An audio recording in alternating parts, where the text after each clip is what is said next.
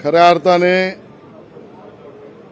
मराठी मनाशी, मराठी भाषेशी आणि मराठी माणसाशी सरकारने, महायुतीने आणि विशेषतः देवेंद्रजींनी आणि भारतीय जनता पार्टीने संपूर्ण निष्ठा राखली। मराठी मनाशी आमची संपूर्ण निष्ठा आणि म्हणून या विषयावर भाजपने नाही केली प्रतिष्ठा। आम्ही या प्रतिष्ठेचा मुद्दाच केला नाही। ज्यांनी या प्रतिष्ठेचा मुद्दा केला, किंबहुना राजकीय प्रतिष्ठेचा मुद्दा केला, ते उद्धवजी आणि उबाटा गट हे आता साप तोंडावर आपटलेत। कारण पुराव्यानिशी समोर गोष्टी आल्या आहेत की राष्ट्रीय शैक्षणिक धोरणाच्या आधारावर महाराष्ट्रात त्याची कारवाई करण्यासाठीचा निर्णय आणि गट स्थापन केला उद्धवजी मुख्यमंत्री असताना। नंबर 2, त्या गटाची मान्यता तज्ञांच्या समितीला मुख्यमंत्री असताना उद्धवजींच्या नेतृत्वात दिली। नंबर 3, माशेलकर साहेबांच्या अध्यक्षतेखाली ज्यात उद्धवजींनी स्वतःचा पक्षाचा हस्तक सुद्धा कदमांच्या रूपानं त्या ठिकाणी घातला। त्यामुळे थेट उबाटा सेनेचा त्यात हात आहे, स्पष्ट होत आहे। नंबर 4, त्या गटाचा, अभ्यास गटाचा, तज्ञांचा अहवाल रिपोर्ट त्रिभाषा सूत्रीची मान्यता देतोय। त्यामुळे ती मान्यता देणारा अहवाल उद्धवजी मुख्यमंत्री असताना झाला। नंबर 5, हिंदी भाषा तिसरी म्हणून त्या ठिकाणी बंधनकारक हे त्या तज्ञांच्या अहवालात आहे। त्याही वेळेला मुख्यमंत्री उद्धवजी होते। नंबर 6, हा अहवाल मंत्रिमंडळाच्या उपसमितीने कार्यगटाने मंजूर केला। त्याचं अध्यक्षपद तेव्हाचे मुख्यमंत्री उद्धवजी यांच्याचकडे होतं। आणि नंबर 7, त्याच्या मिनिट्सवर उद्धवजींच्या सह्या आहेत। इतकं धादांत खोटं मला माहीत नाही म्हणणारे उद्धवजी या 7 गोष्टींवर उत्तर देतील का, आमचा थेट सवाल आहे। हिंदी भाषेच्या लढाईमध्ये नेमका विजय कुणाचा झाला? जी लढाई सुरू आहे हिंदी भाषेची, रस्त्यावरपर्यंत ही लढाई नव्हती, यात नेमका विजय कुणाचा झाला? या संपूर्ण लढाईमध्ये महाराष्ट्र जिंकला, मराठी माणूस जिंकला। आणि पुन्हा एकदा मी स्पष्ट करतोय, भाजप जिंकली।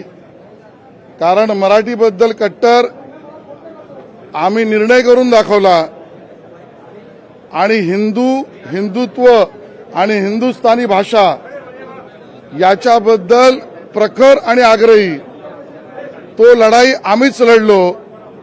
त्यामुळे कट्टर मराठी म्हणून आणि प्रखर हिंदुत्ववादी म्हणून या संपूर्ण लढ्यामध्ये भारतीय जनता पार्टी जिंकली, हे माझं स्पष्ट मत आहे।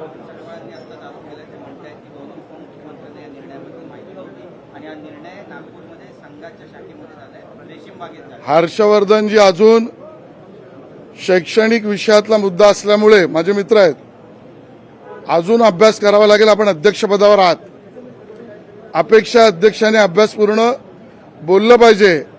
आणखी वानगी दाखल द्यायचं झालं तर 1965 आणि 68 एकदा बनलेला अहवाल, दुसऱ्यांदा बनलेला शैक्षणिक अभ्यास गटाचा अहवाल, या दोन्हीमध्ये त्रिभाषा सूत्री आणि हिंदी याचा उल्लेख सापडतो। आणि त्याची कारवाई करा, इम्प्लिमेंट याचा उल्लेख आहे, ते काँग्रेसचे मुख्यमंत्री असतानाच आहे। हर्षवर्धनजींच्या गावात ते नाही। सनसनाटी बोलून आपलं वक्तव्य येऊ शकेल, पण लोकांमध्ये आपण मूर्ख तर ठरणार नाही ना, याची काळजी हर्षवर्धनजींनी घ्यावी।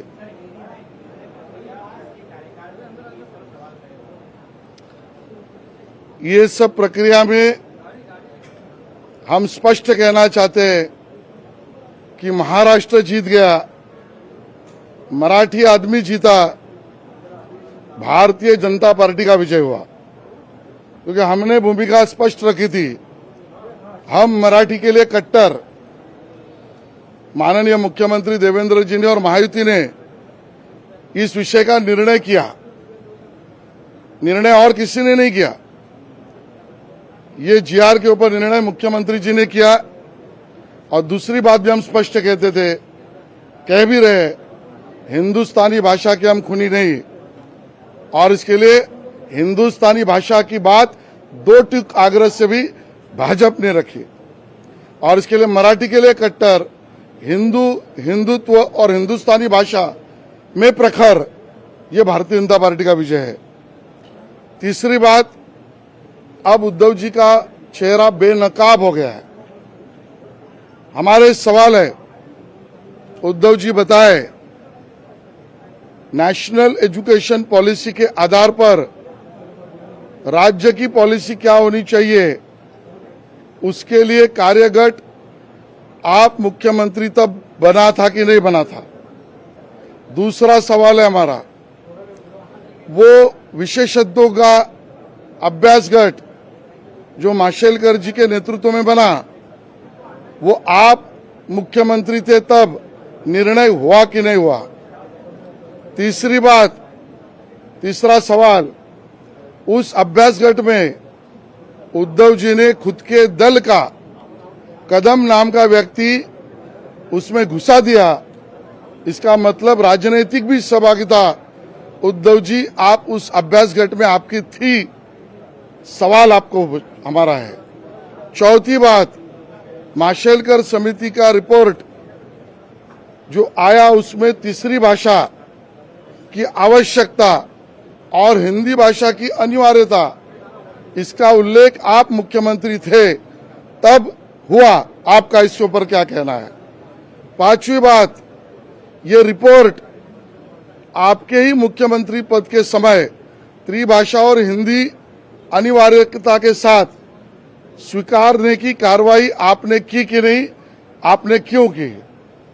छठी बात, इसको एक्सेप्ट करने के लिए जो कार्यगठ अभ्यासगठ मंत्रिमंडल का कार्यगठ बना, उसमें इसको मान्यता देने की सिग्नेचर हस्ताक्षर आपकी है, आप इससे क्यों मुकर रहे हो। अब उद्धव जी बेनकाब हो चुके हैं, वो ना मराठी के साथ रहे और अमराठी लोगों के ऊपर अन्याय करते हुए भी दिखे, ये बात अब स्पष्ट हुई है।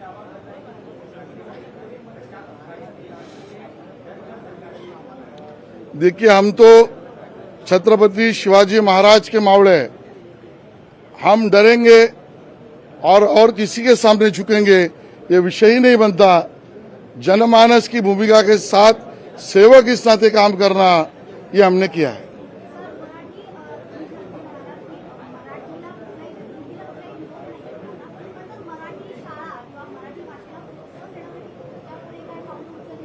या अगोदर उद्या सभागृहात याची चर्चा करू, त्यावेळेला त्याचं उत्तर आपण देऊ।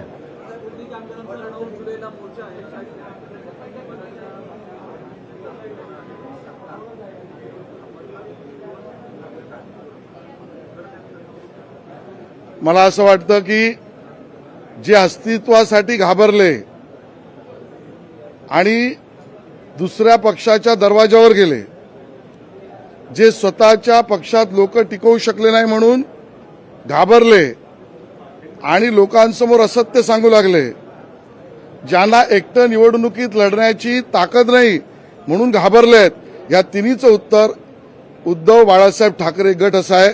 आणि त्यामुळे घाबरलेल्यांचे शिरोमणी हे उद्धव ठाकरेजी आहेत।